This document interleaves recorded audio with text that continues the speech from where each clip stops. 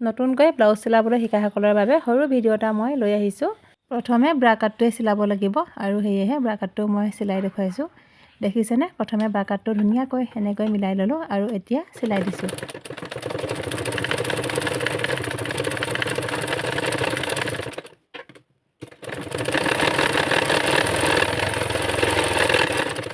এতিয়া এইটো পিছো একেধৰণে চিলাই ল'ম।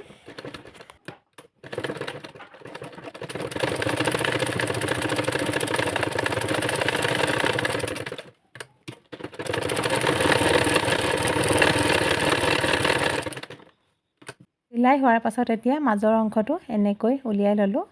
দেখিছেনে? চিলনি দুটা মিলাই লৈ মাজৰ অংশটো ধুনীয়াকৈ উলিয়াই লৈছোঁ আৰু স্কেল পাতৰ সহায়ত মই মিলাই লৈছোঁ। এতিয়া আধা ইঞ্চি দূৰত এটা চিন দি লৈছোঁ আৰু ওপৰলৈ কুনিয়াকৈ আঁচডাল টানি ল'লোঁ। এতিয়া আঁচডালৰ ওপৰতে চিলাই দিছোঁ। আগত চিলোৱা ধৰণে এইটো পিছো তেনেকৈয়ে চিলাই ল'ম। আপোনালোকে মাজৰ অংশটো উলিয়াওঁতে সদায় কিন্তু চিলনি দুটা মিলাইহে মাজৰ ভাগটো উলিয়াই ল'ব।